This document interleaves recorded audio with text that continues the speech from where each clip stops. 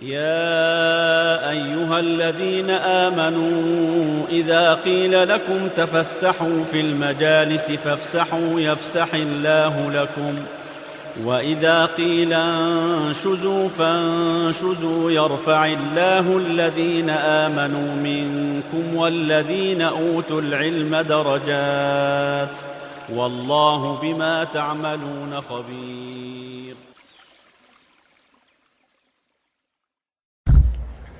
Bismillahirrahmanirrahim. Innal hamdalillah nahmaduhu wa nasta'inuhu wa nastaghfiruh wa na'udzu billahi min shururi anfusina wa min sayyiati a'malina.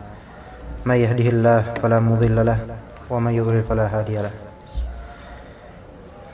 Allahumma inna nas'aluka 'ilman nafi'a wa rizqan thayyiban wa 'amalan mutaqabbala. Insyaallah kita lanjutkan kajian syarah Thalathat al-Usul. Kita sampai di kalimat bal arsala ilaina rasulah. Sebelumnya kita sudah mempelajari bahwasanya Allah adalah Khaliq, Raziq, pencipta dan memberi rizki, dan tidak meninggalkan kita begitu saja tanpa adanya aturan, tanpa adanya ancaman dan perjanjian, melainkan kita diciptakan ini bukan untuk hal yang main-main. Itu telah kita pelajari pada pekan kemarin, alhamdulillah. Dan pada kali ini bal arsala ilaina rasulah, melainkan Allah Subhanahu wa taala mengutus kepada kita seorang rasul. Ya. Qala Syekh Muhammad bin Shalih Al-Utsaimin, ay anna Allah azza wa jalla arsala ilaina ma'syara atau ma'syari hadhihi al-ummati Muhammad sallallahu alaihi wasallam rasulan yatlu alaina ayati rabbina wa yuzakkina wa yu'allimuna al-kitab wal hikmah kama arsala ila man qablana. Ya, ini apa? Bahwasanya Allah Subhanahu wa taala mengutus kepada kita. Dan kita dimaksud nahnu di sini adalah ma'syar hadhil ummah, yaitu jamaah hadhil ummah, yaitu kaum umat ini. Yaitu umat Muhammad sallallahu alaihi wasallam, dan yang diutus adalah satu saja, rasulan. Seorang rasul mutlak. Yatlu alaina ayati rabbina, yang mana rasul tersebut membacakan atas kita. Talayatul di sini artinya membacakan. Taib, membacakan buat kita ayat-ayat Rabb kita. Wa yuzakkina, dan mensucikan kita dari hal-hal buruk, karena beliau membawa syariat, membawa aturan, dan peraturan itu membersihkan diri kita. Ya. Dan beliau adalah seorang muallim. Wa yu'allimuna al-kitab wal hikmah, mengajarkan kita. Jadi Nabi Muhammad SAW itu mengajarkan kita juga, walaupun tidak secara langsung, tidak langsung. Ya, tidak langsung mengajarkan kita, tetapi hadis-hadisnya yang kita ambil ibrahnya dan semua dari ayat Al-Quran itu memberikan kita pelajaran dan dibawa oleh beliau. Jadi beliau adalah muallim, seorang nabi, seorang rasul, muallim semuanya. Dan yang dita'lim adalah ilmu. Ya. Dan ilmu yang itu adalah ilmu hak. Dan justru dengan menta'lim ilmu yang hak tentang agama itulah yang membuat derajat beliau terangkat. Oleh karena itu siapapun dari da'i yang mengajarkan, baik dalam skala masyarakat, skala ketetanggaan, atau cukup skala keluarga, maka derajatnya akan ditinggikan. Karena yang dakwah, sebagaimana telah kita pelajari, dakwah adalah wazifat ar-rasul. tugasnya Rasul. Kalau kita menunaikan apa yang Rasul lakukan dari tugasnya beliau dan mereka, walaupun kita tidak semanzilah tentunya dengan mereka, tapi kita mendapatkan kenikmatan sebagaimana yang selalu kita minta. Siratal ladzina an'amta 'alaihim. Di antara orang yang diberikan kenikmatannya para rasul, siddiqin, syuhada, sholihin. Jadi Allah Subhanahu wa taala mengutus kepada kita Nabi Muhammad SAW, dan yang beliau lakukan membacakan, ya, menyempurnakan aturan dan mengajarkan. Ibarat tugas kita di dunia cuma berilmu, beramal, mengajarkan dan sabarlah. Kama arsala ila man qablana, sebagaimana Allah Ta'ala mengutus kepada orang sebelum kita. Qala Allah tabaraka wa ta'ala, wa in min ummatin illa khala fiha nadhir. Surat Fatir ayat 24. Wa in di sini ma nafiyah, seperti ma nafiyah, yaitu tidaklah ada dari umat yang telah berlalu. Jadi ini tentang umat yang telah berlalu. Illa khala fiha nadhir, kecuali telah berlalu di dalam umat tersebut nadhir, ada pembawa peringatannya. Surat Fatir ayat ke-24.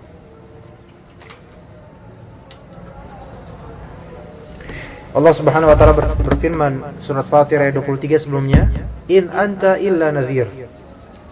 Tidaklah kamu hai Muhammad kecuali adalah seorang pemberi peringatan.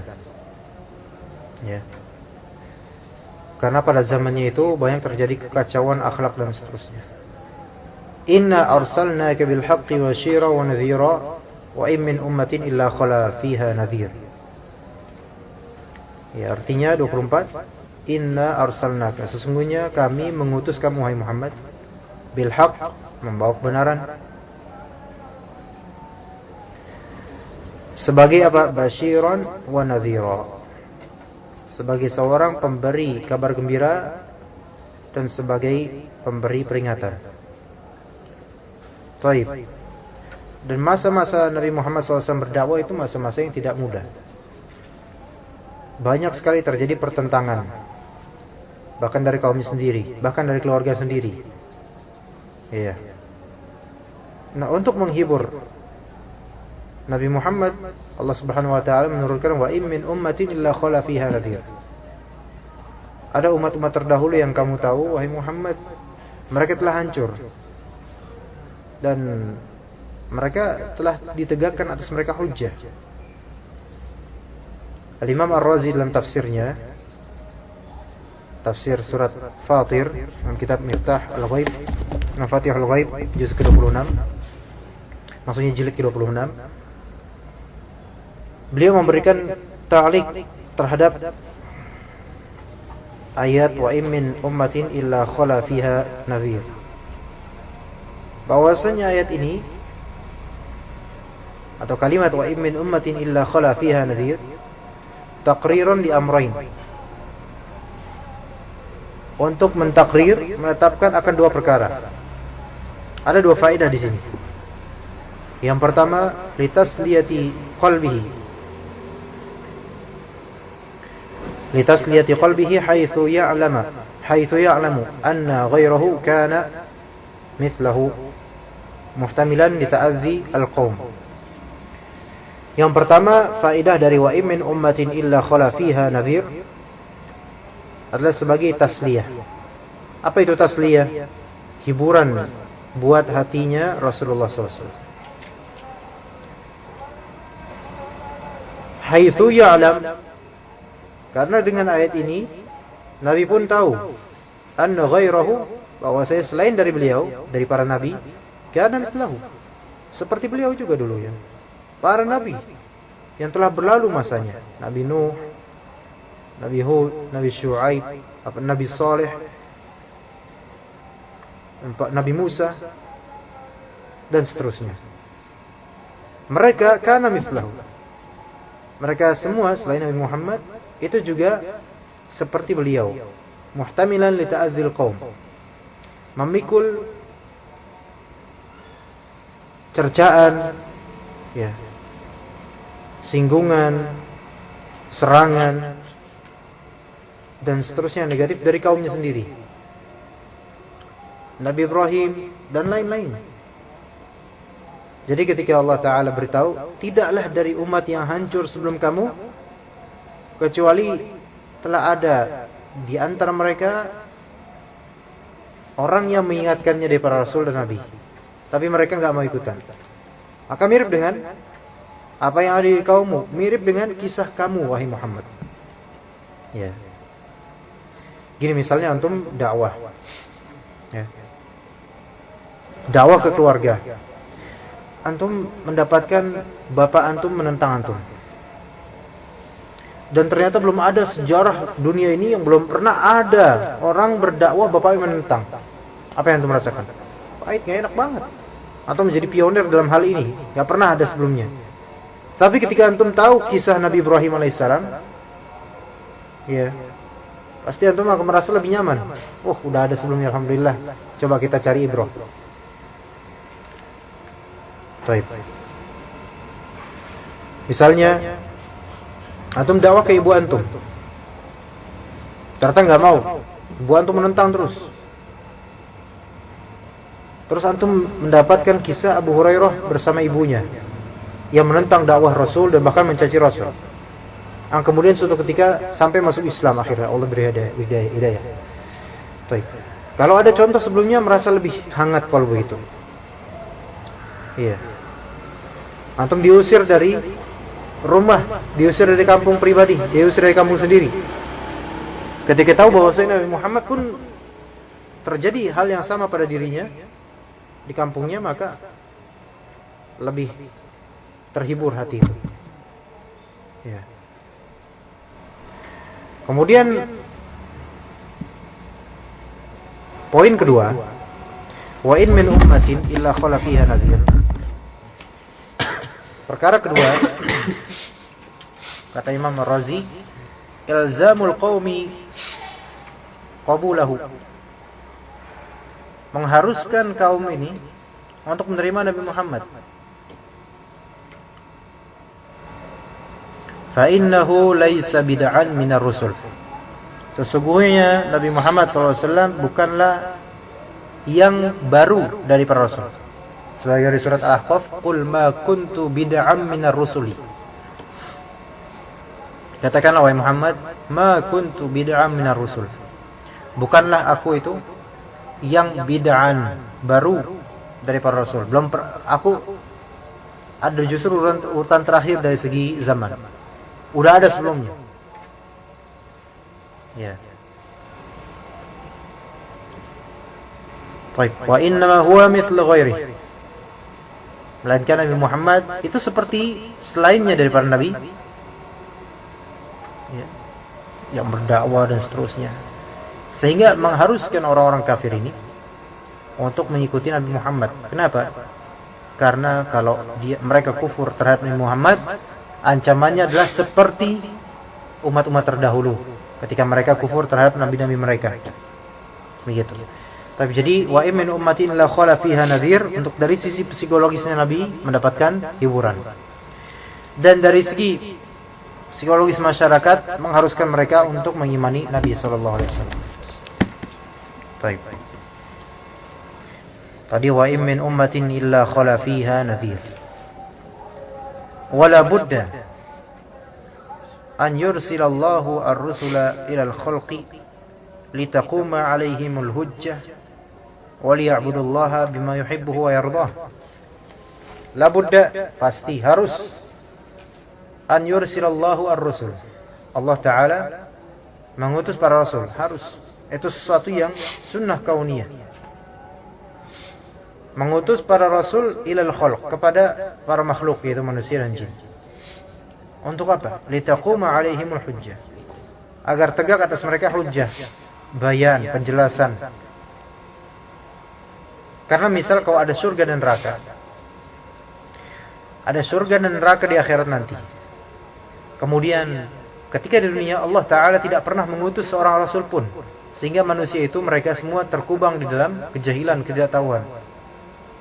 Nah, ketika di hari akhir nanti, kemudian Allah masukkan ini ke surga, Allah masukkan ini ke neraka, padahal mereka semua sama-sama berkubang di kejahilan, maka ini bentuk ketidakadilan. Oleh karena itu, dengan hikmah yang tertinggi, Allah Subhanahu wa Ta'ala mengirim para rasul agar tegak hujjah atas mereka, agar mereka tahu apa yang harus mereka lakukan, agar mereka selamat di akhirat. Jadi ini menjadi hujjah atas mereka, sehingga tidak ada alasan nanti di akhirat, kenapa kamu meninggalkan sholat? Oh, karena saya nggak ada rasul, nggak ada. Engkau ya Allah nggak pernah memberitahu kami, nggak ada hujjah. Ya. Waliya'budullah bima yuhibbuhu wa yardah. Nah, ini penting sekali. Allah Subhanahu wa Ta'ala mengutus para rasulnya itu tidak sia-sia. Tujuannya supaya kita ini menyembah Allah, dan bukan sekadar menyembah Allah semaunya. Bima yuhibbuhu wa yardah. Sesuai dengan apa yang Allah cintai, gimana caranya? Sesuai dengan apa yang Allah ridhoi, gimana caranya? Dan kesesuaian itu berarti harus kesesuaian dengan apa yang dicontohkan oleh orang yang Allah utus, oleh sang duta yaitu Nabi Muhammad SAW. Kalau misalnya ibadah kita malah melenceng dari apa yang dilakukan atau disyariatkan oleh Allah dan Rasulnya, maka ini berarti kita sama saja tidak menanggapi keberadaan Nabi Muhammad, seolah-olah kita membuat syariat sendiri atau menambahkannya sendiri. Begitu. Qala Allah tabaraka wa ta'ala, ini panjang kayaknya, ya panjang. Inna auhayna ilaika kama auhayna ila Nuhin wan nabiyyina min ba'di. Wa auhayna ila Ibrahim wa Ismail wa Ishaq wa Ya'qub wal asbat wa Isa wa Ayyub wa Yunus wa Harun wa Sulaiman wa atayna Dawud zabura wa rusulan qad qasasnahum 'alaika min qablu wa rusulan lam naqsushum 'alaika wa kallama Allahu Musa taklima rusulan mubasysyirin wa mundzirin li'alla yakuna lin-nasi 'ala Allahi hujjatun ba'da ar-rusul wa kana Allahu 'azizan hakima. Baik, ayat panjang ini penting juga untuk kita bahas. Inna auhayna ilaika, sesungguhnya kami telah mewahyukan kepadamu.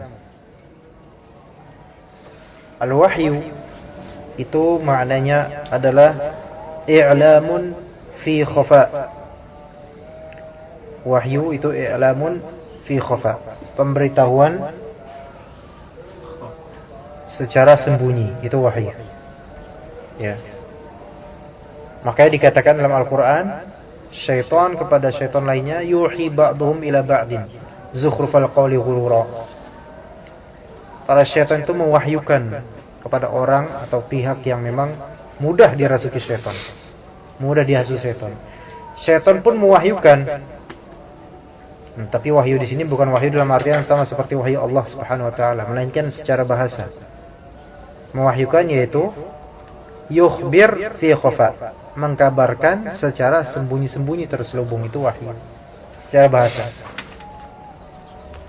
Jadi al-wahyu i'lamun fi khafa, memberitahukan dalam keremangan, ketersembunyian. Sesungguhnya kami mewahyukan kepada Nabi Muhammad sebagaimana kami telah mewahyukan kepada Nabi Nuh dan para nabi setelahnya. Di sini disebutkan Nabi Nuh alaihissalam. Ya. Baik. Lihat dari semua nabi yang disebutkan di sini, Ibrahim, Ismail, Ishaq, Yunus, Harun, Sulaiman dan seterusnya, itu semua di bawah zaman Nabi Nuh. Ya. Di bawah zaman Nabi Nuh alaihissalam. Di zaman Nabi Nuh lah kesyirikan pertama kali terjadi. Di zaman Nabi Nuh. Ya. Makanya dikatakan auhayna ila Nuh, diwahyukan oleh Allah kepada Nabi Nuh untuk memberantas kesyirikan. Wan nabiyyina min ba'dihi berarti min ba'di Nuh. Dan para nabi setelah Nabi Nuh alaihissalam.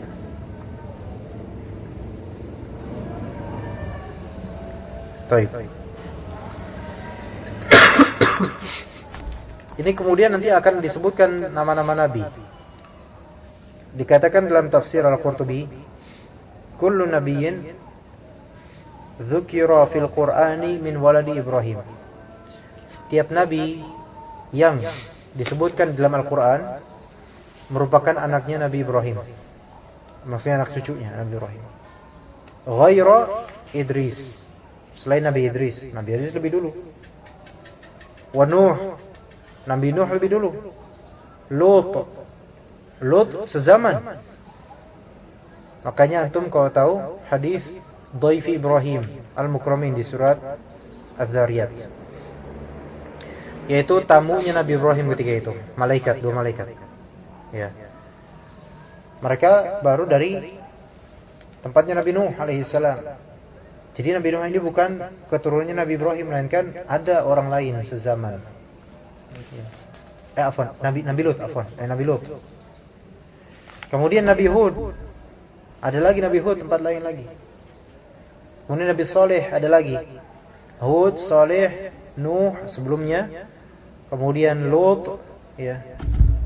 Itu semua mereka, kemudian Hud dan juga Hud, mereka semua bukan zuriatnya Ibrahim. Tapi yang disebutkan selain dari itu, ya, Ismail, ya, dan seterusnya, itu semua dari zuriat Nabi Ibrahim alaihissalam. Kita lihat di sini, wa auhayna ila Ibrahim wa Ismail wa Ishaq wa Yaqub wal asbat wa Isa wa Ayyub wa Yunus wa Harun wa Sulaiman. Disebutkan semua.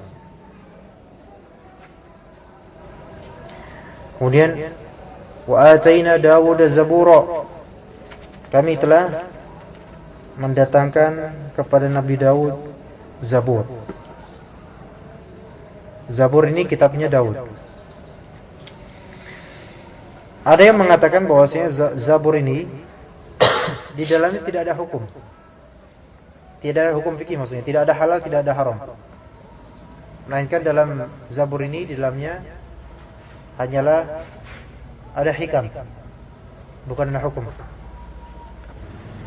Hikam ini jama' dari hikmah. Kalau hukum jama'nya ahkam.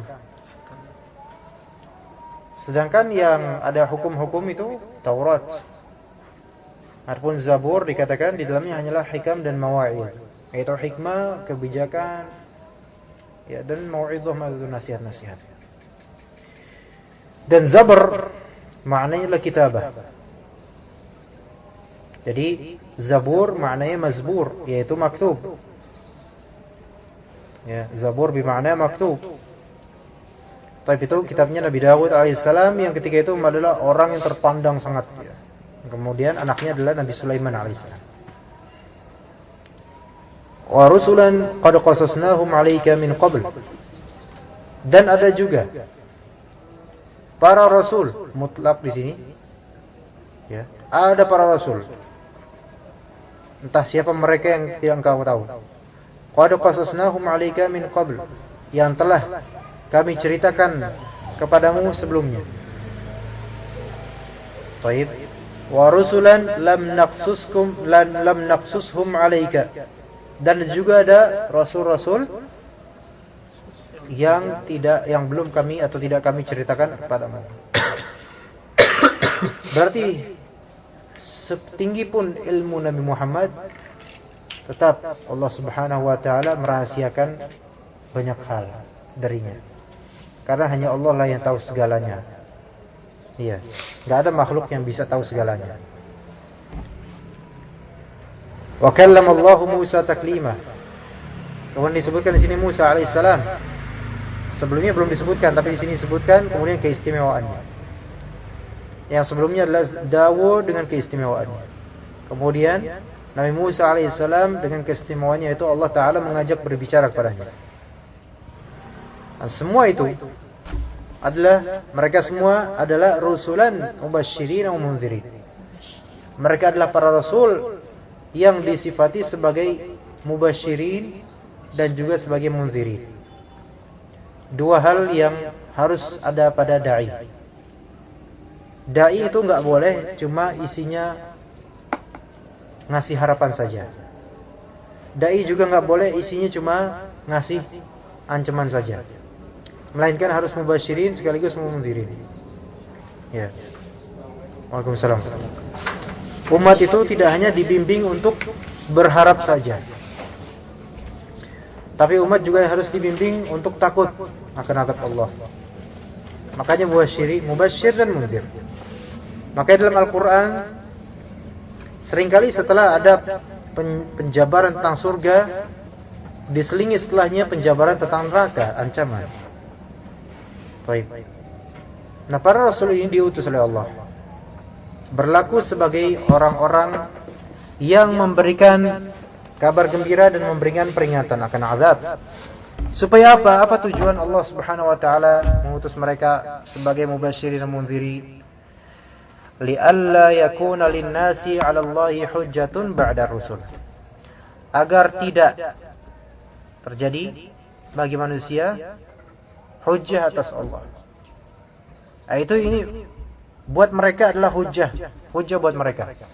Waalaikumsalam. Dan nanti ya mereka tidak punya pembeda lagi kalau misalnya mereka membangkang padahal sudah diberitahu, enggak ada hujjah lagi buat mereka.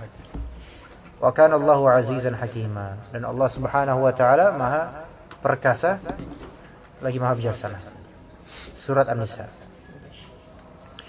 Wala yumkinu an na'budallaha bima yardahu illa 'an tariqir rusuli 'alaihimus salatu wassalam. Li'annahum humul ladzina bayyanu lana ma yuhibbuhu Allahu wa yardah. Wa ma yuqarribuna ilayhi 'azza wa jalla. Fabidhalika kana min hikmatillahi an arsala ilal khalqi rusulan mubasysyirin wa mundzirin. La yumkin, tidak mungkin kita ini bisa beribadah kepada Allah sesuai dengan apa yang Allah ridhoi kecuali melalui jalurnya Rasul, yaitu kecuali mengikuti tarekatnya Rasul. Bagaimana kita tahu bahwasanya ibadah kita diridhoi sementara amalan yang kita lakukan belok dari amalan Rasul? Selamat. Kita tahu Rasul SAW pasti selamat. Kita tahu salafus saleh generasi terbaik. Maka gimana kita bisa tahu hidup kita itu benar kecuali kalau kita ikut Rasul? Ya. Ikut Rasul berarti kita berpegang pada Al-Quran dan juga hadis Nabi yang sahih. Baik. Li'annahum, karena para rasul humul ladzina bayyanu lana, mereka adalah orang-orang yang menjelaskan kepada kita. Enggak ada rasul yang bisu diam gitu, enggak ada. Mereka orang-orang yang menjelaskan kepada umat. Apa yang dijelaskan? Ma yuhibbullah wa yardah. Apa yang Allah cintai, apa yang Allah ridha itu apa? Dari akidah, dari fikih, dari hukum-hukum. Wa ma yuqarribuna ilaihi azza wa jalla. Dan apa yang bisa mendekatkan kita kepada Allah. Antum mau dekat kepada Allah, pelajari sunnah Nabi. Ya, pelajari Al-Quran, pelajari sunnah Nabi. Semua itu wahyu, gitu loh, melalui Nabi Muhammad. Antum mau dekat kepada Allah, nggak mungkin antum dekat kepada Allah dengan cara yang tidak dari keduanya. Nggak mungkin. Ya. Antum mau dekat sama Allah, pelajari tafsir. Antum mau dekat sama Allah, pelajari hadis. Pelajari fikih yang sesuai dengan apa yang ada di Al-Quran dan hadis Nabi SAW dengan pemahaman para ulama. Gitu kan? Ya, makanya majelis ilmu disebutkan sebagai taman surga. Kenapa? Karena majelis ilmu itulah majelis warisan ulama, warisan Rasul. Kalau misalnya kita ada misalnya majelis itu warisan orang-orang kaya misalnya, lagi bagi-bagi hartanya, pasti pada bererot ngantri.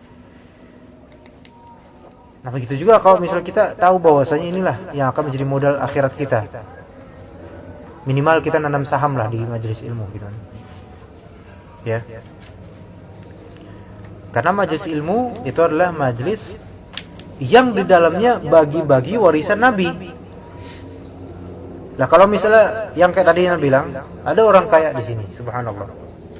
ya kan? Allah berikan kekayaan besar, dia wafat, kemudian mewariskan hartanya buat umat, misalnya kalau itu sah, itu kan nggak sah sebenarnya, mewariskan hartanya untuk umat semuanya misalnya, setelah dia mati, kemudian dibagi-bagi oleh naibnya, yaitu wakilnya, ya kan? Orang setelahnya, penggantinya, dibagi-bagi secara cuma-cuma. Maksudnya antum nggak perlu ngapa-ngapain, dibagi aja. Harta jatah satu orang itu dapat misalnya 5 juta, dikerubutin sama orang, itu warisan.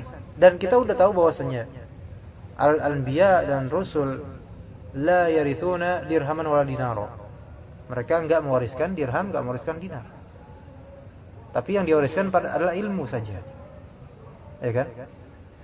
Nah makanya kalau misalnya ada majelis ilmu, maka sebenarnya itu kesempatan besar itu untuk kita mendapatkan warisannya Nabi SAW, selama majelis ilmu yang benar, ya.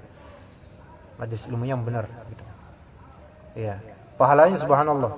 Mungkin saja kita ini karena lemahnya iman, atau karena lemahnya hafalan, atau karena nggak biasa lah ya ngapalin, mungkin saja selesai dari majelis kita hilang. Maksudnya yang didapat adalah ya 5% dari keseluruhan. Tapi minimal kita itu berbangga dengan, atau ada kebanggaan di diri kita dengan adanya kita di majelis warisan Nabi. Ya kan? Sesuatu yang sebenarnya legendaris, walaupun orang-orang nggak menganggapnya begitu. Nah, ya, sebagaimana kalau misalnya di majelis yang di dalamnya warisan orang-orang kaya, itu pasti orang-orang yang datang itu akan berbangga dengannya, walaupun dia cuma dapat minimal 100.000 saja, tetap dia berbangga. Kenapa? Karena dia tahu sebelumnya dia fakir, nggak punya apa-apa, dapat 100.000, gimana nggak senang? Ya, dan dia tapi iri sama yang dapat 1 juta, 5 juta, 20 juta, iri dia pasti. Sekarang kalau misalnya kita di majelis ilmu, di warisan ulama dan di warisan para nabi sebelumnya, itu kita dapat cuman misalnya 5% dari 100%. Itu minimal ada kebanggaan. Saya penting dapat 5% ini lebih berharga daripada tidak nol sama sekali, daripada orang-orang yang nggak ikutan sama sekali. Tapi tentu harus iri yang dapat 5% ini, cuma dapat 5%, sementara fulan yang mungkin usianya sama dapat 50%. Ya. Baik, jadi para rasul mewariskan ilmu. Dan ilmu semakin antum mewariskan kepada orang, semakin Allah tambah untuk antum dengan cara dari Allah Subhanahu wa taala. Ya, dan itu sesuatu yang dirasakan oleh semua muallim, semua guru yang memang orientasinya pengen menyelamatkan umat. Ana yakin guru-guru atau asatidzah ya memang orientasinya itu benar-benar lillahi ta'ala, insyaallah secapek-capeknya mereka ngajar, mereka akan merasa Allah berikan kekuatan dan Allah berikan ilmu yang begitu mudahnya ia datang. Ya, yang kadang ketika dulu di masa dia belajar mendapatkan ilmu itu kok sulit banget. Tapi ketika dia sudah ngajar sering, seperti ada keberkahan tersendiri yang Allah berikan. Itu sesuatu yang maknawi, nggak bisa dideskripsikan. Ya, itulah berkahnya dari kita mengajar, menyampaikan tabligh. Ya. Dari perkataan Allah Subhanahu wa taala, "Inna arsalna ilaikum rasulan syahidan 'alaikum kama arsalna ila fir'auna rasula fa'asa fir'aunur rasula fa akhadnahu akhdan wabila." Sesungguhnya kami mengutus kepada kalian seorang rasul, kepada kalian ini, kepada kaum musyrikin itu, kepada umat Muhammad, seorang rasul sebagai saksi atas kalian. Ya, kita minta syafaatnya nanti dengan izin Allah, ya, dengan ridhonya juga. Sebagaimana kami telah mengutus ila Fir'aun, kepada Fir'aun seorang rasul, Nabi Musa alaihissalam, seorang rasul. Tetapi apa? Fa'asa Fir'aun rasul. Fir'aun justru bermaksiat kepada rasul tersebut, membantah, membangkang. Fa'akhadnahu akhdha wabila. Kemudian kami pun mencabutnya dengan pencabutan yang yang buruk, yang jelek, dan maksudnya yang naudzubillah. Ya. Baik. Walhamdulillah. Insyaallah kalau untuk materi cukup sampai sini aja insyaallah. Tapi antum sanubarikan ini bahwasanya kita ini dimuliakan oleh Allah. Umat Muhammad ini, maksudnya umat akhir zaman ini sebenarnya dimuliakan dengan hadirnya Rasul yang kemudian mewariskan ilmu, dan warisannya itu tidak akan berakhir kecuali sampai hari kiamat. Nggak bakal mati hadis Nabi, nggak bakal mati sunnah-sunnah Nabi itu. Sekalipun orang-orang membuat bid'ah sebanyak mungkin, sunnah Nabi nggak bakal mati. Sampai mati pun nanti kiamat langsung. Ya. Taib itu Allah telah memuliakan kita semua. Yang mana pemuliaan Allah terhadap umat ini itu tidak disadari oleh umat yang dimuliakan. Ya, sehingga ditakutkan yang tadinya dimuliakan menjadi dihinakan. Bukankah manusia itu sebenarnya adalah makhluk yang paling dimuliakan Allah? Iya. Khalaqna di surat At-Tin. Wat-tini waz-zaitun wa turi sinin wa hadzal baladil amin laqad khalaqnal insana fi ahsani taqwim. Iya. Sudah paling dimuliakan itu insan. Tapi bagi insan yang enggak bersyukur, enggak benar hidupnya, rodadnahu asfala safilin, paling hina nanti jadinya. Orang yang sudah menuntut ilmu itu orang yang paling dimuliakan oleh Allah. Tapi kalau menuntut ilmunya itu enggak membawa perubahan, maka dia menjadi orang yang paling dihinakan oleh Allah.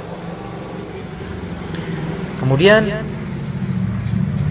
ya, hal seperti ini isyarat bahwasannya manusia ini paling dimuliakan itu sudah ada sebelum manusia itu diciptakan.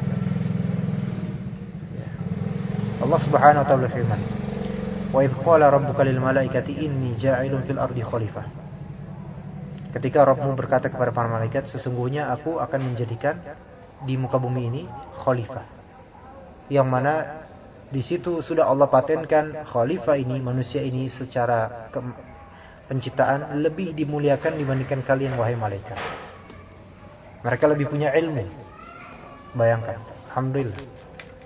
Tapi nanti bagi yang membangkang dan keumumannya Allah tetapkan insan lafi khusr, keumumannya rugi semua manusia ini walaupun dimuliakan tadinya. Kenapa? Karena enggak bersyukur terhadap kemuliaan dari Allah Subhanahu wa taala. Maka antum belajar sini ini pemuliaan dari Allah. Jangan sampai disia-siakan, ya. Semoga Allah berkati ilmu kita insyaallah, amalan kita dan juga dakwah-dakwah kita semuanya, baik skala keluarga, skala sosial masyarakat, atau kalau misalnya di antara antum nanti menjadi pemimpin di antara kaum muslimin, subhanallah. Ya beban berat, tapi semoga Allah muliakan dengan itu insyaallah. Tapi jangan mencari kemuliaan manusia. Itu udah dicitrakan buruk dalam hadis. Yang mencari kemuliaan itu enggak ditolong. Yang maksudnya mencari jabatan gitu kan, kekuasaan, bercita-cita pengen ada kekuasaan, itu rata-rata orang yang enggak ngerti bahwasanya kekuasaan itu bakal bisa mencelakakan dia. Tapi kecuali mungkin ada yang memang bercita-cita karena memang melihat masyarakat ini enggak mungkin kecuali saya yang menjadi pemimpinnya. Itu beda lagi. Itu ada tafsilan lagi insyaallah. Subhanakallahumma wa bihamdika asyhadu an la ilaha illa anta astaghfiruka wa atubu ilaik. Alhamdulillahirabbil alamin. Saya dari surat apa yang umat ini telah dimuliakan Allah Subhanahu wa taala 50.000 tahun. 50.000 sebelum manusia diciptakan.